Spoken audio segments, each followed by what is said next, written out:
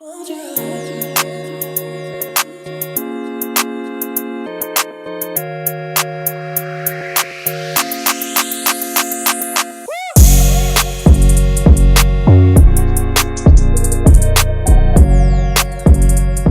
going on, guys? Good morning. Welcome back to United View. Welcome back to another edition of the Morning View. Yes, we are back. It is match day. It is game day. I'm fired up. I'm ready. Galatasaray, Manchester United, Champions League. It's the I was gonna go final countdown. I'm not gonna go into it. It's too early. Too early for anything like that, certainly. But how are we all doing? Are we feeling optimistic? Are we feeling positive? Are we feeling good? Yes? Yes? No? Maybe? Just a little bit. We've got plenty to get into, though, this morning. We've got to talk about 4 January transfer targets. Not 1, not 2, not 3, but 4. Really? Eric? 4. Do you know what club you're at? Certainly. But United are aiming to strengthen 4 positions as well. 3 points today, 4 positions we're looking for. Also going to be talking about Sofyan Amrabat. Some worries about the defensive midfielder, about his quality and maybe him not living up to the hype internally at Manchester United. I'm going to be honest with you guys as well. I'll be very transparent with you this morning. I'm going to go on a bit of a rant a bit later on. I'm going to get pretty angry. I'm going to get pretty animated. I'm going to I've been preaching this for a while. I'm going to get on my soapbox. And I know you could say, oh, and when don't you get on your soapbox? Accurate. Very valid. But I'm going to get on my soapbox this morning because they've shown themselves, folks. The media. The media, I've been saying this for a long time. They want us to fail. They're desperate for us to fail. And don't listen to them when you generate your opinions on how United are doing this season. Because if you buy into them, they will steer you in the direction of negativity against the team and against the manager. And they've showed it. They've showed it. The mask slipped for the first time yesterday. And, but we've got that to come this morning as well. And also, speaking of things that I want to rant about, because I'm sure that I've ranted about this several times before. Sin bins. Oh yes, I think I called it the green card or the orange card, but it's actually happening. Sin bins are going to become a thing, so I want to talk about that as well. So there's plenty to get into this morning, so I hope everyone's doing good. What are people saying in the chat at the moment? Tabasol says fresh out of bed settings. You know what it is, yeah? That's not even necessarily the case. I've just got one of those faces. I've asked, genuinely, if people know how to fix this. I look tired from the time I wake up to about midday. I don't know why. My eyes are always like that. I don't know if there's any way to fix that at all. But, I've been up for a couple of hours. Literally, I just perpetually look tired. I've got my coffee as well this morning. Sometimes that helps. I'm just one of those people. I don't know why. Just show says plastic surgery. Well, it's nice to get the compliments early in the morning. I didn't think it was going to be that drastic. I thought it was going to be something like, maybe, I don't know. Everything. You have this shower in the morning, still like that. Although I'm going to be honest, the UV community giving me advice straight away, plastic surgery. I wouldn't have you any overweight, guys. I wouldn't have any other way. But yes, it is what it is. Blood flow. I need to exercise. Well, I definitely need to exercise more often. Yeah, that's what it is. Daniel Luciano says ice roller. My wife uses it.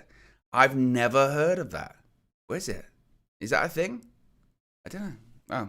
Red Devil says sunlight as well. Well, that is the truth when it comes to me. I mean, you'll be surprised, folks. This masterpiece takes a while to put together every morning. Oh yeah. Before these shows, like a proper production, I go into my trailer. Yeah, go into the trailer outside Panenka Studios. And sit down. There's a team of about 4 to 6 people on an average that put this together every morning with the powders and all this kind of stuff and all that. They sort of throw a bit of water on me the same way that I would if I was at home. There's no skincare routine still, but there's sort of 4 to 6 people in terms of just splashing water around and all that kind of stuff at the same time. And I go, good. I think I'm ready now. I think I'm ready. Honestly. You better watch out, because we are come for you. Much better. All of the naysayers.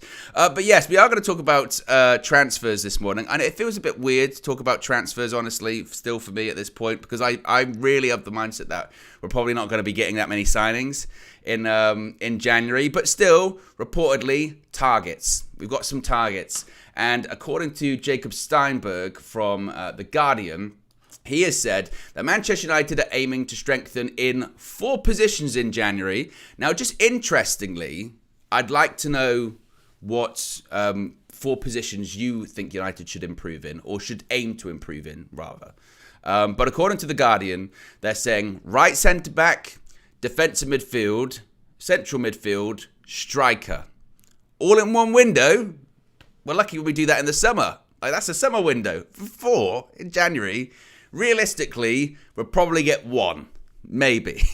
Maybe with that. But let's go through it position by position. Why not? We're here for an hour this morning. Right centre-back. Interesting. Very interesting, isn't it? Because that would imply one of 2 situations, right? When it comes to Rafael Varane. Right centre-back. Is that because Rafael Varane could be leaving? Possibly. Absolutely possibly. The links with Bayern Munich are still there. I wouldn't be shocked if he went in January. I think he's going to go in the summer, if not in the winter window.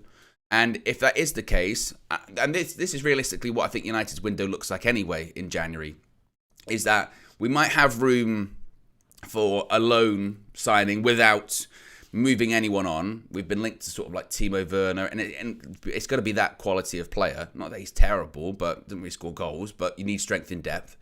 So we've probably got room for like a loan. Basically what we had last winter, which is, some sort of shitty loans or anything like that. That's kind of about it, right? That's about it. The rest, I think, will be 1 out, 1 in. That will kind of be the principle. So for right centre-back, you would say, okay, if Varane goes, that's when you start going, okay, maybe United go after Todibo or something like that. Or Tapsoba's another name that United have been linked to, although Bayer Leverkusen are doing very, very well this season, so I don't really see them parting with an important up-and-coming player in the January window, honestly. And it's been rumoured that we might be going for that Benfica defender in the summer anyway. But that certainly is a position that United want to recruit in, because Varane's probably going to go at some point, and I still say long-term, not in January, but maybe the summer, someone comes in for Harry Maguire, puts in a good offer down, I think United accept it anyway. So that's the right centre-back position. The striking position is the one which I think we'll try and go for regardless. So we've been linked to Werner. We'll probably be linked to a couple of other players. I still honestly think that when it comes to the striker that we do actually get, because I do kind of think we'll probably get a striker on loan in January. I think the one that we actually get hasn't even been linked to United yet. In the same way that when we got Wout Weghorst last January, like, we weren't linked to him until the day before? Like the day before, or a couple of days prior. That was really it, wasn't it? Was Man United are interested in Wout Weghorst, and everyone went, what?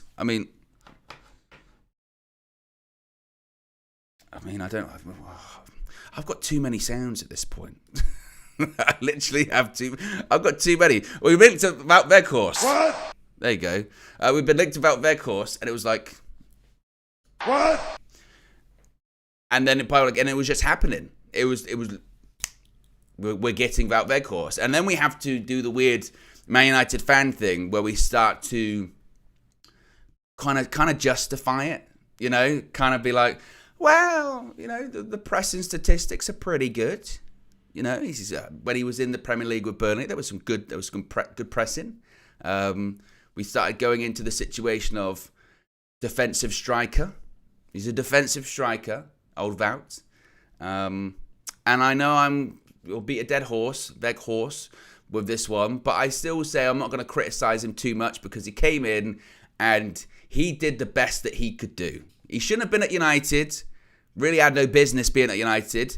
If United was a well-run club and financially, not completely in the shit, we wouldn't have signed Wout Weghorst. But he came in at a time which we didn't have a striker. Our striker that season, Ronaldo had left. He'd done the interview with Piers, and Martial was injured, and we had nobody. And all we could get was Wout Weghorst, and he came in, and you know what? He played to the best of his abilities. I think that's almost the way to look at it. You can get angry at him for not being good enough, but he couldn't do anything about that. You know, he came in and he put work rate in. And I know you could say standards in the mud and all that kind of stuff, but still, he came in and he did the very best that he could do. And he won a trophy. And, you know, I remember the new camp, Barcelona, he played as a 10. And he did all right, you know. So I'm not going to criticize him too much. That's more of a criticism on the club, isn't it? That's a criticism on the club. That's a criticism on the owners. That's a criticism as to just to how Manchester United are run terribly. But in all honesty, if you're gonna look at Wout, and if you're gonna take in everything in terms of his quality, his ability, and maybe what the expectations were, done okay. Ultimately, and almost United kind of got away with it a little bit with him. But I do think, diversion, coming back to the real point, I do think that we'll go for that striker, but I don't think the striker we get, we even know at this point. I don't know if it'll be Timo Werner, honestly. I don't. And to be honest, like I know the initial reaction, and I did this yesterday in the morning talking about Werner, and I get the reaction because it was sort of meme level quality at points with him, wasn't it? It was, the guy can't score. which is kind of the same as Wout Weghorst, really. Although Werner did get more Premier League goals than Weghorst. It's only gonna be that level though. If you're looking for a lone striker, which you know you're not going to sign permanently, and you know that it's just to get to the end of the season, then you are dealing with a certain type of player, aren't you? You are dealing with a certain quality of player realistically. So I wouldn't be totally against Timo Werner, just purely for squad depth. You've got 3 strikers then at the club. Even though Werner towards the end at Chelsea wasn't even playing up front. He was playing out wide, wasn't he? But he was someone that, again, it's very similar to Wout Weghorst, isn't it? When they were going, yeah, but he puts in a good shift. You know, he puts in a good shift, and he's committed and he presses. So it's kind of the same thing, isn't it? But I do think we'll get a striker. Centre back, I think that depends on Varane. The other two, the defensive midfielder and central midfielder, as I've said before, I don't really expect a lot of movement really from United in January. And all of these signings, I don't think they're like, unless we get rid of people, I don't think we're sort of going to go for, like, you know, when we signed like Bruno Fernandes in the January window, where it was like, that is a first team starting player, big name, franchise-esque player. I don't think we're going to do that in January because we just don't think we've got the money. And it's not to say that their players aren't available, because there always are. That's a bit of a fallacy about the January windows. I can't get big players. Of course you can. There's always, in every window, there's always players that are available, and there's always players that, you know, fall out with managers, or their circumstances change, or they just become available. There's always a pool. There's always a pool of those players that you can pick from, and just United can't pick from any of those players because we don't have any money to spend on them in January. So defensive midfield, central midfield, they might, again, Sabitzer-ish, you know, where it's another loan. Maybe that's what it is, but I don't see an all singing, all dancing January window. But I do see a couple of signings. Like I said, the striker one definitely. Defender depends on outgoings. It'll be interesting to see what happens with Jadon Sancho, because he's going to go probably alone. But if there's like a mandatory buy clause in there, then there is some money to sort of play around with if United want to spend it in January. But I also think that United will be somewhat cautious with Ineos advising them, because as of right now, I mean, look, guys, we're halfway through the first week of the international break. Ineos still may be announced, but it's probably going to be the second week. Yeah, second week's the more likely one. Didn't happen, and that's probably going to be next week. Sir Jim's on holiday, so who fucking knows? Apologies to swear, but who knows when it comes to all that, right? So whether or not they're going to be involved in January looks very unlikely. So they'll be advising. I'm sure they'll be whispering in the ears of these people. But because they're not involved, even if they were involved, I think they would be playing it very cautious of let's get everyone in place, think of the bigger picture, get people in their respective roles first, get the CEO in, get the director of footballs, all that kind of stuff. And now because they're not, I think they'll just be whispering, oh, don't do this, don't do that. So those 4 targets, I kind of go, I don't really see that. I don't really see 4 signings. Maybe see a couple, and I don't know if they're going to be any big ones as well. What are people saying in the chats here? Colby Busquets is saying Cobby Truth. Hey, Cobby made for me. We did the preview actually. You can see it right there. Look, out now. Timing. I didn't even know these things are going to show up on the sidebar. The preview's out now. Myself and DJ previewing the game. I got DJ back to do the preview because we did the Everton preview and we won 3-0. And that was literally my logic. Was DJ, we did it last time. We won 3-0 away from home. Can you do it again, please? So if we lose this evening, I don't want to say I'm superstitious or anything like that, but it's DJ's fault. Honestly, it's DJ's fault. Blame him. Nothing to do with me. Yeah, that's completely it. But that's out now, so you can check that out after this show. Amanor, the super chat, says Mitrovic on loan. Believe Africa, Ineos, Harry Maguire. Amanor. Mitrovic, I don't even know how he's doing in the Saudi Pro League. I thought he was doing well. Isn't his team top of the league?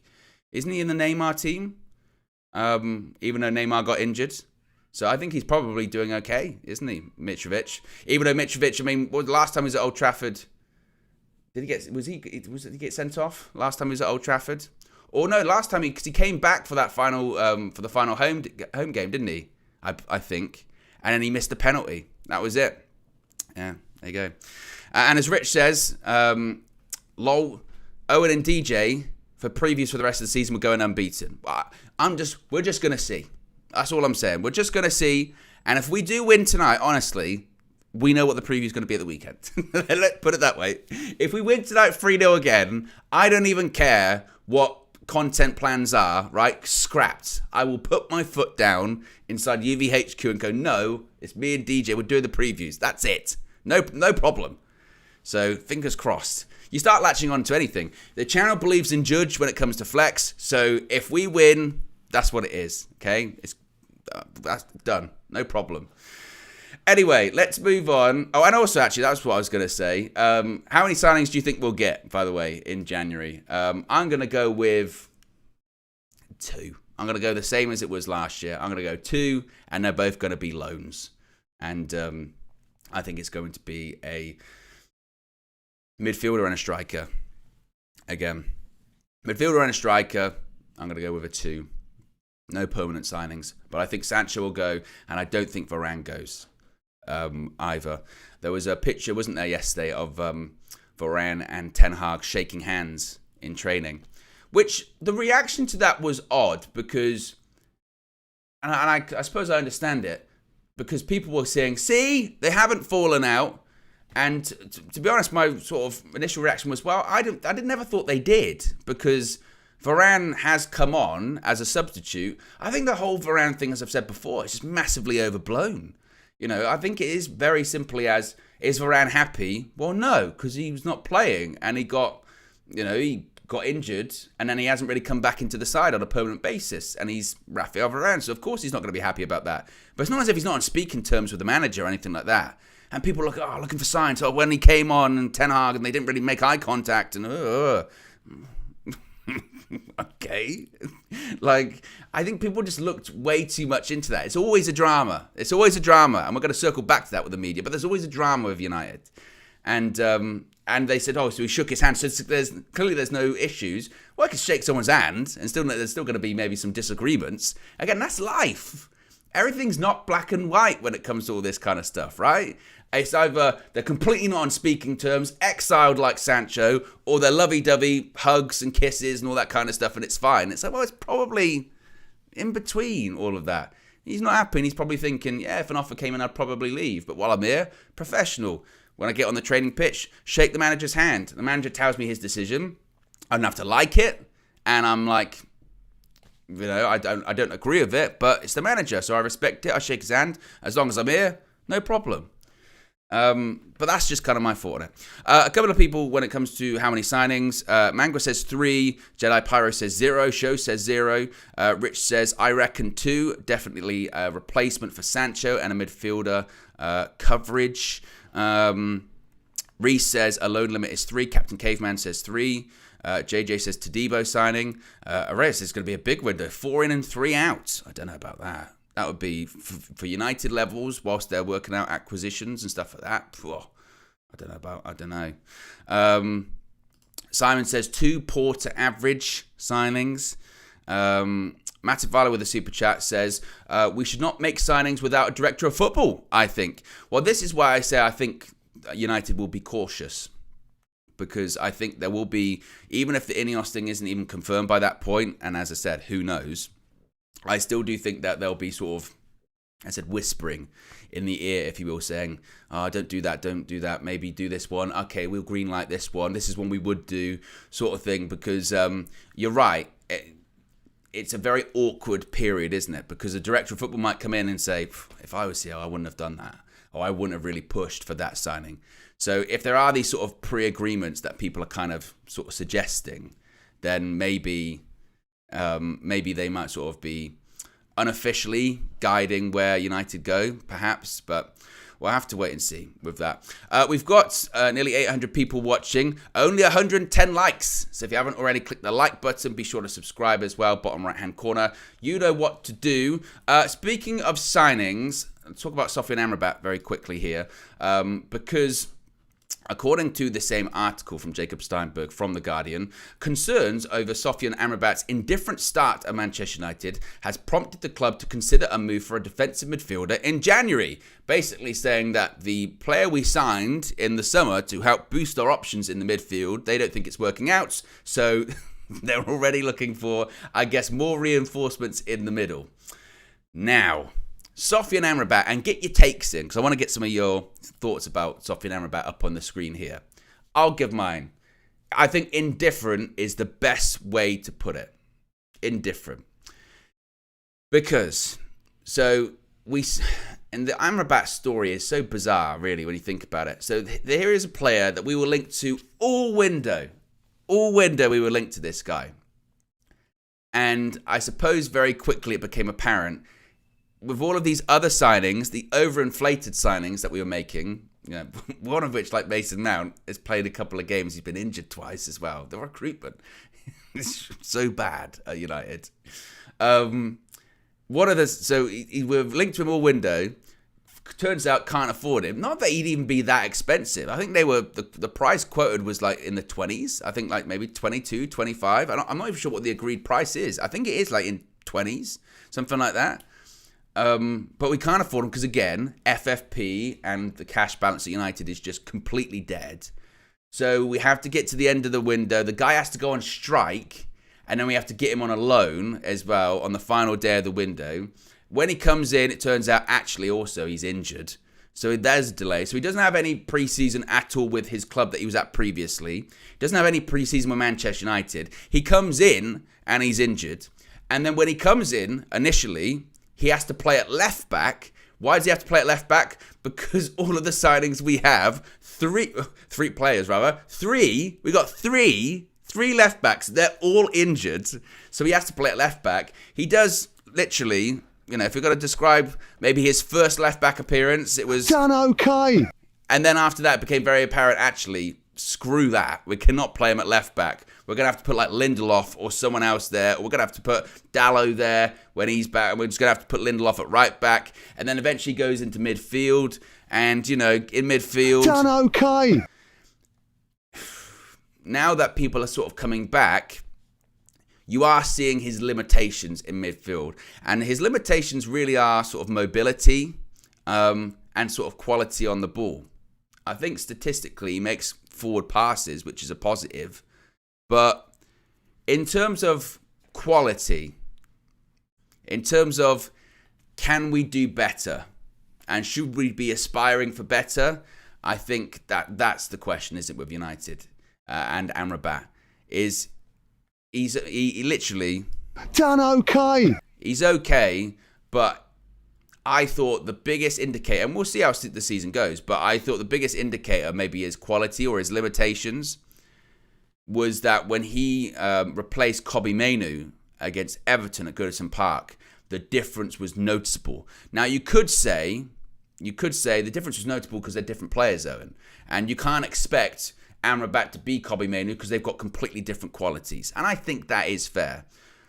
What you can say is that it has been reported a couple of times that this was one of those situations where Erik ten Hag really pushed for the player and Manchester United's sort of recruitment department were a bit indifferent on him.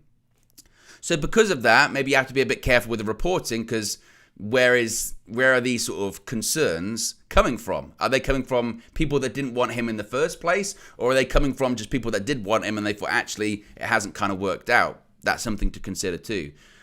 The problem is that this is a guy that a decision has to be made fairly quickly on him, because in the same way that I don't like to sort of call people flops just after a few months after signing for a club. Ultimately, soon they've got to make a decision on Amrabat, because by the end of the season, it's either he goes or he stays. We sign him permanently or he goes elsewhere. There was a report a couple of days ago saying that United were considering not exercising that signing option and just sort of letting him go. But Fiorentina weren't going to really have him back either, because they wanted to sell him in the summer. I mean, remember, there were several permanent offers on the table from other clubs. And in retrospect, and maybe what you guys think about this, in retrospect, some of those permanent offers were from clubs like, I think Forest was one of them. Who was another club? Definitely Forest was one of them. And I remember at the time thinking, no disrespect to Forest, but if they're of the impression that Sofyan Amrabat is attainable for them and a good quality for them, is that right? Is that right? I mean, I know Liverpool were linked to him at a time too. So you could say, well, Liverpool, that's a decent one. But, you know, they ended up going for Caicedo. They got Endo. They got Gravenberch. I don't know. The jury's definitely still out on him. The jury's definitely still out on Sofyan Amrabat. And the decision has to be made soon. I will cut him, like I said, I will cut him slack for the fact that he didn't have a preseason with Fiorentina, with United, was injured, and then played at left back for his first 3 or 4 games. In fairness, I will give him... I'll give him credit for that. By the way, I just got a message from Marcel saying Liverpool, Barca wanted him, and then he's put Owen in caps marks. So Marcel's a big Amrabat, I guess, defender in that sense. But Liverpool, look, these clubs were linked to him certainly at the time. But you know what? Actually, this is a good poll question, isn't it? And then I'll get some of your comments up on the screen. Very simply, would you sign Amrabat permanently? Would you sign Amrabat permanently? And this is going off right now. Poll is in the chat. Nessie says, if you're not going to call Mount a flop, you can't call Amrabat a flop. I didn't call him a flop, but I have said that the issue is that the time scale is different. Like Mason Mount's on, was it 4 or 5 year contract? Sofyan Amrabat's on a 1 year loan. So the decision has to be made quicker. It has to be. So the judgment in a player like Mason Mount, he will get more leeway because he's on a longer term deal than Sofyan Amrabat. You have to make the decision up quicker as well. That's part of the problem, realistically. Rich says, I don't love Marcel's watching, but doing private messages instead of chats. Show says, well, that's a lie. Liverpool and Barca looked at him and decided he wasn't good enough, so moved on. I don't know, in fairness, Show, because I definitely recall last January, Barca were in, and from what I recall, and maybe I'm off on this one, but from what I recall, it was a case of finances, because we know Barca's finances, and they literally couldn't afford to get that deal done, I recall. Liverpool, they may have looked in past. There is still a bit of sort of, There is this little bit of, people don't really know about that. But in fairness, he turned down literally every club. So it doesn't really matter, to be honest, about the level of interest in him, but from whatever club, because he would have turned them all down, right? He would have turned every club down to sign for Manchester United, because that's what he did as well. Dap says he's not been given a chance in his preferred central defensive midfielder position. It's Erik ten Hag that doesn't know what he's doing. Callum says, I said yes, but it depends on Casemiro, how long he stays for. I would like to see another brought in, and Amrabat a cheap alternative / backup. Some take time to bed in. Pigriser says, Sabitzer is a legit far better player than Amrabat. Different, granted, but better. And people pointing out that Sabitzer's through with Dortmund, which I'm not really sure what that means, to be honest with you, because that's not just all on Marcel Sabitzer. You can be an average player, a decent player in a well-performing team, and that's not completely all on you. You know what I mean? I mean, let's talk about. You could have players like, I don't know. You can have players that are in really poor performing teams, but they're still good players, or you can have okay players that are in well performing teams. I'm not really sure that that's something to link to Amrabat versus Sabitzer. Well, Sabitzer's through to next level, to next round of the Champions League, to be honest with you. What else are people saying in the chat? Manish says exactly. Loan signings have a smaller window to show what they can do. Dwayne says he should play with Cobby instead of McTominay, at least until Casemiro comes back. The guy needs a chance, and for me, apart from the off goal that McTominay, apart from the often off goal, McTominay has been poor. What else are people saying here? Show says there should be a how no option. Show not a fan. Ash says, please add to the poll too early to decide. Well, this was now. And to be honest with you, Ash, this is probably part of the problem too, that if United are going to, effectively plan for the summer and for the future, they have to kind of make that decision fairly quickly, because it's going to be part of summer strategy. Because if it does cost 20-ish million, whatever it may be, United have to just put that part of the budget and go, well, that's the Amrabat portion, so we can't even use that. So I will let that poll continue to play right now. The question was, would you sign Amrabat permanently? Yes is 44, no is 56 right now. So we'll see. We'll see what happens with that one. Right, I want to get into this. Erik ten Hag has hit back at the media, as he should, by the way. As he should. I have been saying time and time again recently, and I've been hit with the toxic positivity stick.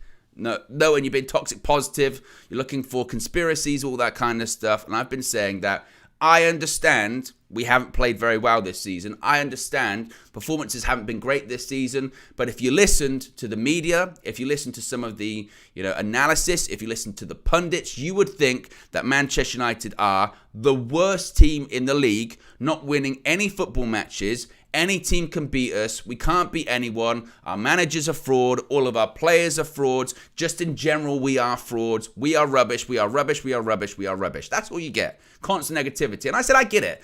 Some of the analysis is based in somewhat truths or half-truths, but it's not as bad as they're trying to make it out to be in terms of our week-to-week performances. You want to talk about running the club? Yes. Shit show. But if you want to talk about week-to-week on the pitch, it's not as bad as they portray it out to be. We've got won 5 out of the last 6 in the Premier League. Just had the biggest away win under Erik ten Hag. Was it 3 clean sheets in a row? Our goalkeepers level on clean sheets with all the other goalkeepers.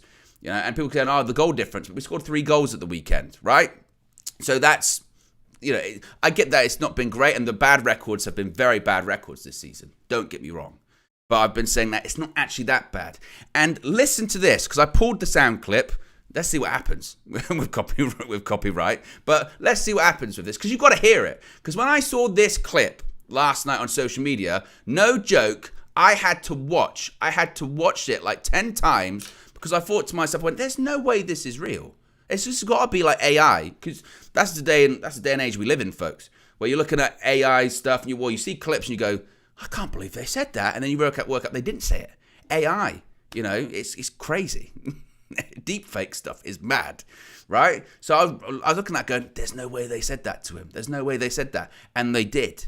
So Erik ten Hag did an interview with TNT Sports, and the reporter, I think his name is it Matt Smith? Is that the reporter? Had the nerve to ask this question and let the mask slip for a little bit about the media's true intentions. Listen to this. Feels an important week for you. You're a little bit at a point where the season can really improve, or another crisis, as we like to see from the outside? Yeah, you like it? Well, I guess... Okay, that's quite honest. Yeah. You want to see that, but we don't care about that. Yeah. Eh?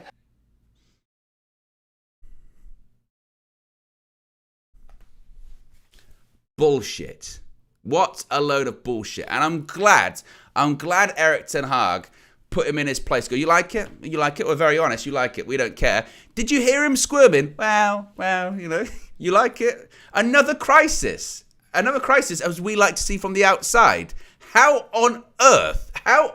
Why'd you say that to the guy's face? What? I literally, that's why I had to watch it and listen to it like 10 more times. Another crisis, as we like to see from the outside. You're sat in front of the Manchester United manager and you're saying, we like it when you lose. We like it when there are all these bad stories about you. We like writing headlines about you. We like crises at Manchester United because it's a better story to tell. We like it when you don't win. We like it when you're doing bad. How on earth is that journalism? That's not journalism. That's an agenda. The word agenda gets thrown around so often that it's overused and people don't even know the meaning at this point. But you're, as a reporter, as a journalist, you're sitting in front of a football manager going, we like it when your team loses. How is that not bias? And that's why I say, when you see these things on the TV, when you see these things on social media, when you see these journalists or these pundits or whoever talk about United, don't buy into everything they say because they're not being impartial. They're not calling it down the middle. They're not calling it how they see it. They're calling it how they want you to see it. They want you to feel bad about your club. They want you to think that all of these players and all of this manager and all this kind of stuff are shocking, are terrible. That's the problem. That is the problem. And eventually, you might not initially buy into it. You might be like, oh, maybe, I don't know about that. Oh, blah, blah. But eventually, they plant the seed in the back of your head. So when they say this player or this manager or blah, blah, blah. And eventually, when something bad does happen, you go, you know what? They were right. They were right about what they said. Yeah, this player is this, or this manager is this, or this, that, and the other. It is constant this. It is constant that. And it's not the real reality, is basically what it is. So don't get me wrong. Start to the season, it was the worst start to the season in like 60 odd years. And some of the results this season have been shocking. I don't disagree with that. And some of the records that have been, the negative records that have been sent, no problem whatsoever. I'll hold my hands up to it. But you also can't ignore the positives too, even though the media would want you to ignore them. And I watched that and I said, that is the reason why it's in our name, United. But you've got to stay united. You know, whether or not you think Erik ten Hag is the right guy, or whether you think certain players are the right players, you're allowed to criticise. This isn't one of those situations where people get, you know, quite sort of touchy and they go, so you're telling me I'm not allowed to do constructive criticism? No. When Man United lose football matches, or when players don't play well, or when the manager's making strange decisions, absolutely you're within your right to criticise. As am I, as anyone. And that's what being a fan is. But just don't let other people dictate, you know, and I know sounds hypocritical because it sounds like what I'm doing, but those people don't have sort of your or Manchester United's best interests in mind because they've just said it. All they care about is the headline. All they care about is United doing badly. All they care about is, again, the crisis, because they like it. They just said it. They like it. And I sometimes I'm talking to friends of mine that aren't United fans, and I'm saying the bias against United or some of the stuff that's written in the media about United is just so ridiculous. And they kind of roll their eyes. They go, oh, right, sure. Yeah, Man United. Ugh. Always out to get you, right? But it's true. And I'll show them examples like this and I'll go, see? See, it's true. How often have we seen those articles written where a player, it's not a player that we were like in talks with, or we had a bid rejected or anything like that. A player that we were linked with, that we were never actually going for. We were just linked with by either some kind of outlet or some agent or some journalist. And then when they actually go to another club, the club they sign with, they get listed in the headline as ex-United target. And if you don't believe that's true, just go on Twitter. Go on Twitter and type in like ex-United target, and you will see these articles about players signing on the dotted line for another club, and they'll put ex-United target as opposed to their name or the club they signed for, because that gets more attention than anything else. It's madness. Absolute madness. You know, hated, adored, never ignored. It's true. It is so true. And I could not believe it. And play it again. This feels an important week for you. You're a little bit at a point where the season can really improve, or another crisis, as we like to see from the outside. Yeah, you like it? Well, I guess... Okay, that's quite honest. Yeah. You want to see that, but we don't care about that. Yeah. Eh? Honestly, I could not believe that when I heard it and watched it. That's why you got to stay united. And even tonight, if the result doesn't go our way and we go out of the Champions League, it's disappointing, and we'd have hoped to have gone further in the Champions League, but it's not the time to turn, in my opinion. Not the time to turn yet, you know, certainly. People have their different breaking points or anything like that, but there's still plenty of the season to go.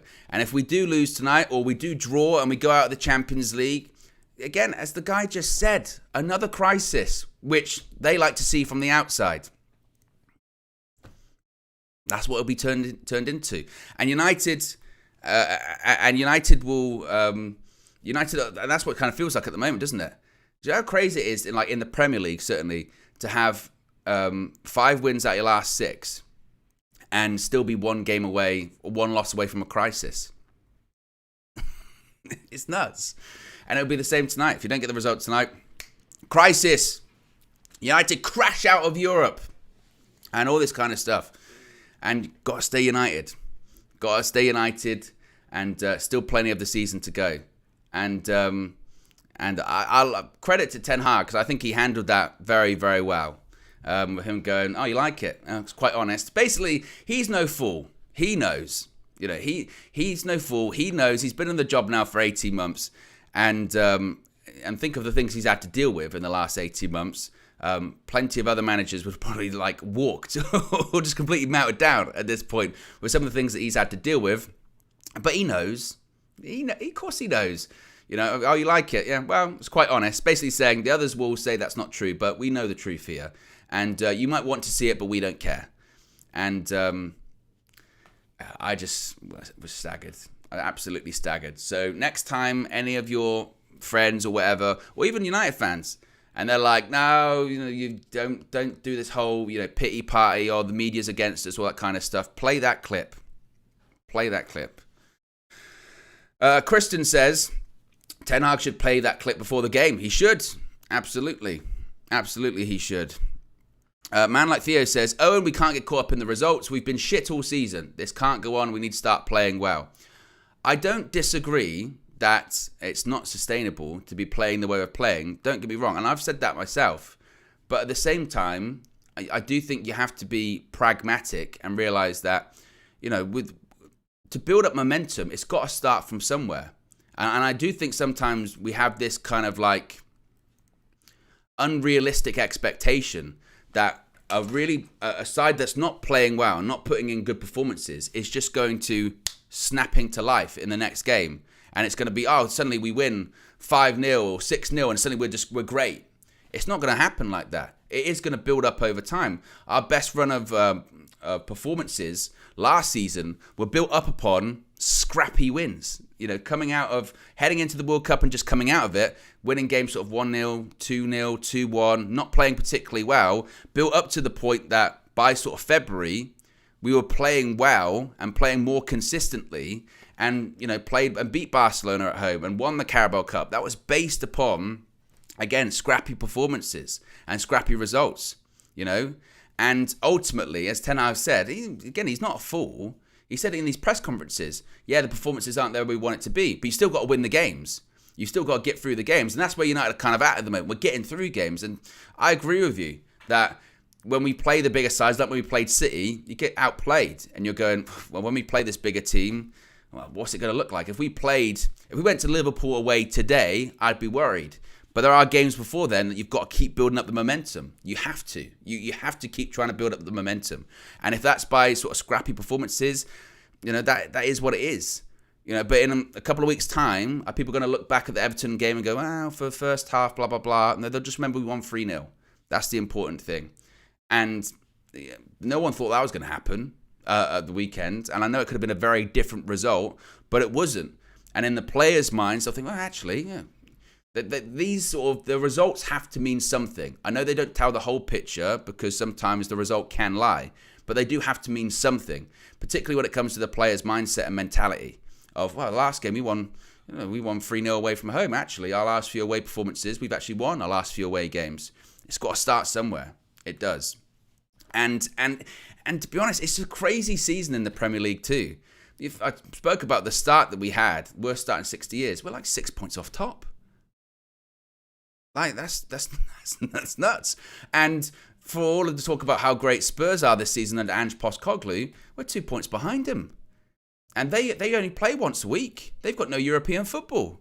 We've had injuries and European football, and we played the most games last season. And for all the talk about the Chelsea project, our Chelsea are way ahead of us in the project. They're 8 points behind us. And we play them a couple of weeks at home. We could make that gap even further. So, and that's not to say, United are going to win the title. Of course we're not going to win the title, but it goes back to my point about the media and stuff like that, is that it's not, the performances aren't great. You can't sugarcoat that. But also, it's not as bad as maybe they make it out to be. That's kind of my feeling at the moment. I'll end this poll, which has been for 18 minutes. The question was, would you sign Amrabat permanently? 57% say no, 43% say yes. So there you go. Another thing I did want to talk about very quickly was sin bins. Yes, I've spoken about this a lot because it's such a bugbear of mine. The tactical foul is such a bugbear because if you look at a team like Man City are just the worst for this. And it's not even necessarily Man City, it's a Pep Guardiola thing. Pep Guardiola is the king of the cynical tactical foul. And what I'm talking about is when you've got a counter-attack on and a player is running through the pitch, or you've got a sort of maybe like a 3v2 situation or something like that, and a midfielder just pulls the player down. It's not a red card offence. It's not a red card offence because it's not the last man or anything like that. And let's face it, with VAR, would they even give it at this point? You never know. But it really stopped you from an opportunity that chances are you were at the very least going to have a shot on goal or you were probably going to score. And if you've been watching football long enough, you can see scenarios and situations going to tell you what, we'd have scored from that. Or that was an opportunity. That was a big opportunity. And again, teams like City and others are just they're so good at it. Or, because they know the rules. It's the rules and they're bending the rules. So for the longest time, I've said there needs to be an orange card or something like that, more severe than a yellow, because in that situation, you just get a yellow card and players would be like, I'll take it. Who cares about yellow card? What are they worried about? The fine. They're not worried about the fine or anything like that. They're multimillionaires.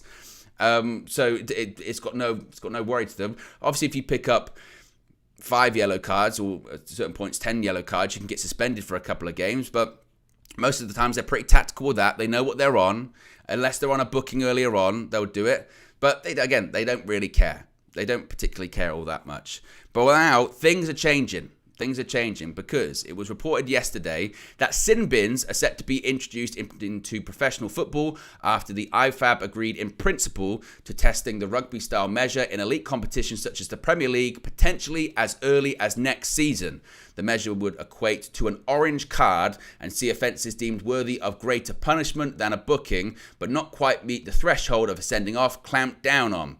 But it's understood that the trial will extend to cynical fouls, with one example understood to be Italy defender Giorgio Chiellini's shirt pull on England's Bukayo Saka in the Euro 2020 final, which resulted in a yellow card only. And that's a great example of that, of a player that was going to be going through and all that kind of stuff. The defender knew exactly what he was doing. It's a yellow card, but you know, they can't almost justifiably give it as a red because by the letter of the law. Even though at the time I was like, red card, mate. But whatever. The only concern I have with this is, like any rule in football, is that it will get diluted, and now we start having more debate. Is that an orange card? You know what I mean? Is that an orange card? Oh, I don't know. That's not fair. You know, we were down to 10 men for 5 minutes or whatever because of that. It wasn't cynical. How is that a cynical foul? But I kind of would push back on that by saying, you can tell. Everyone knows. I mean, and I think they're talking about, again, those ones like middle of the pitch or 2/3 up the pitch, which is very clear, very, very clear. The players just pulled the person down and been like, yeah, I took the foul. I took a foul. Because if you're smart, that's sometimes it annoys me when players don't do that. Because don't get me wrong, it's annoying. But as long as there's no real punishment, like there is at the moment, which is just a booking, then there's no reason for the player not to do it. Because it's smart. That's why Pep does it. Because he goes, well, take a booking. No problem. It doesn't matter. So this, hopefully, they think will clamp down on it. But as I mentioned, I can see the other side of it. Like people are saying, well, you can't even get the handball rule right. You can't even get offside right. And you're going to add in another layer of complexity to all of this too.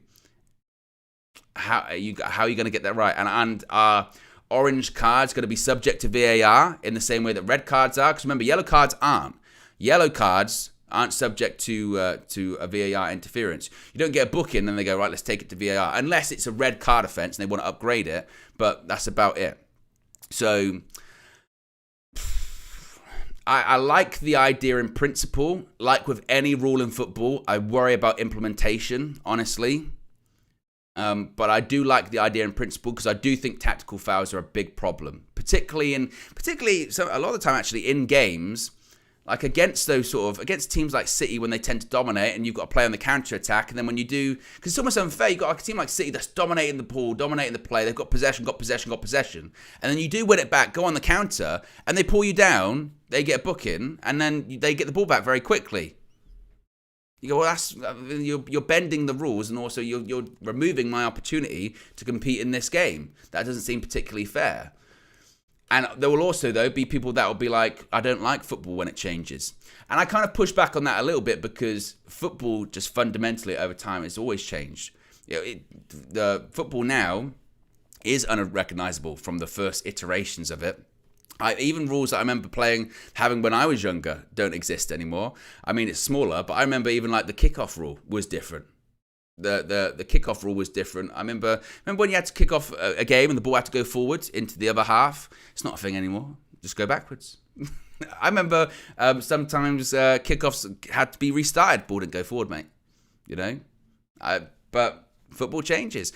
I still say, I think nowadays there's no such thing as a foul throw.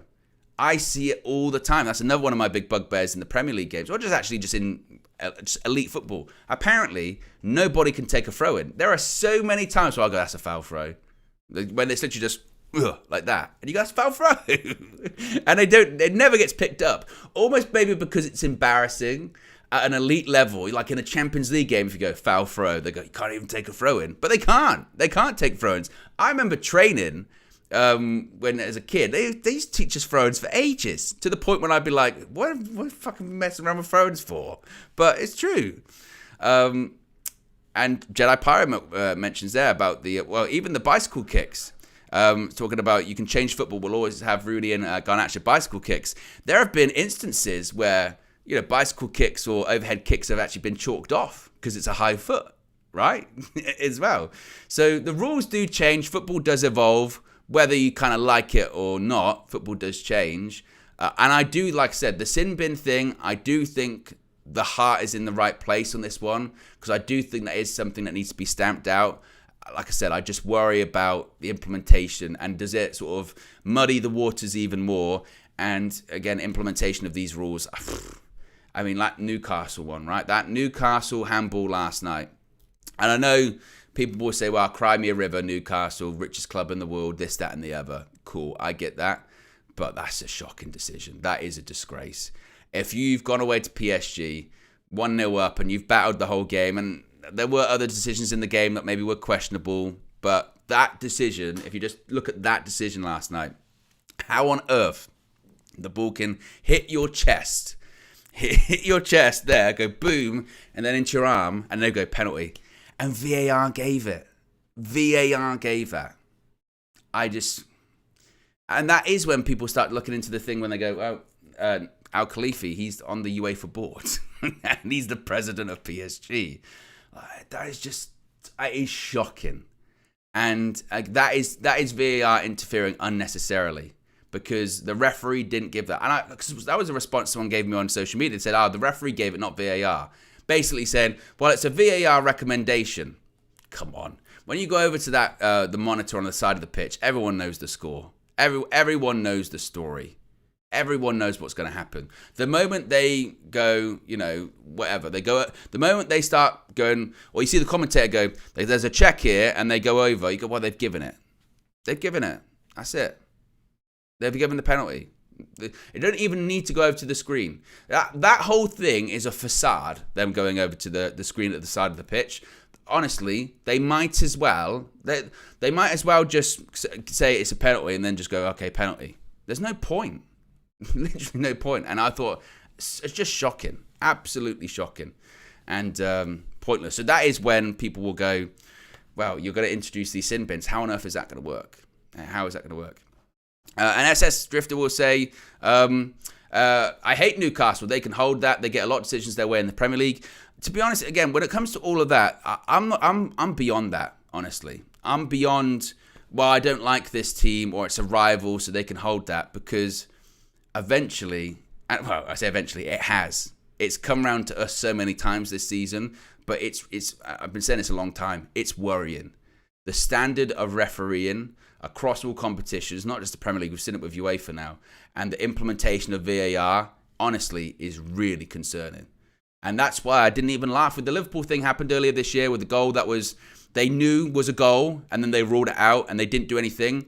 People asked, blah, blah, blah. I went, that is really concerning. That is really concerning, really worrying, because that cannot happen in football. That is so bad. To have the technology and still get that wrong is so alarming. And we've seen so many circumstances of it this season. Goals that should have been chalked off that aren't chalked off. Apologies. It's so bad. And I know there's the fine line of respecting the referees and the officials, but at the same time not being allowed to just make these horror mistakes. And very, very concerning. But I am for the sin bins, whether or not they get implemented correctly.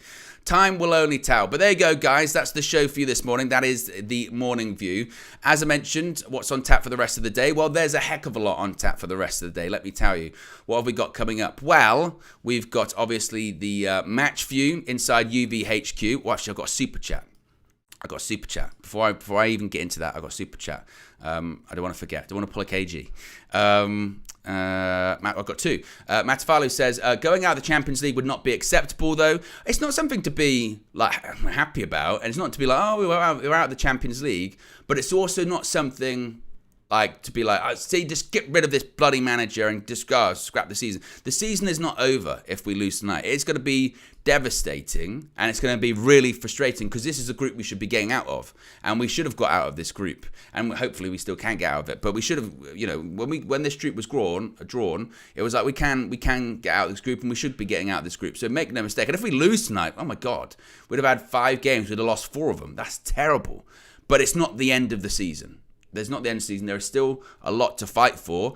And if it doesn't go your way, you just go, right, got to get back in the Champions League next season. Have that level of consistency. So it's not to brush it off, because I've seen people sort of brushing off the competition, going, oh, it doesn't matter. Of course it matters. But it's also not something just to be, another crisis. Crisis throughout the Champions League. In my opinion, anyway. And Ray says, the media is always against us. Even when we win, they're like, oh, it's Luton. Oh, this guy. They wanted us to lose our upcoming games, so they talk. It is true. It's true. Even when we win, it's not good enough, even when we won a trophy last season, everyone told us how much the trophy didn't matter. We won a trophy, yeah, but it's not really a trophy, is it? But when City win it, or when Liverpool win it, they go, good building block. Other people have used it. People have used it to build upon things. It's a good building block, that trophy. Come on, man. Everything's got a little asterisk over the top of it for United, doesn't it? Anyway, right, match view coming up today inside UVHQ. A reminder, the kickoff's an early kickoff tonight for the Champions League. It's 4:45 kickoff here in the UK, so we're going to be live at 5:15 with the build up to that. Then, of course, after the show, we're going to have, obviously, fan views. We're also going to have the full-time view where you can call in, have your say. Members can call in. If you're a member, you can. Everyone can watch it, though. So if you want to get involved in that, join the Members Club. Links in the video description. It's also the pinned comment in the live chat, too. We'll have player ratings, fan views. I'll be live tomorrow morning as well for a special Champions League edition of Matchday Reloaded. And then we build up to the weekend as well. Have a great Wednesday, guys. I'll see you all again very, very soon. Peace.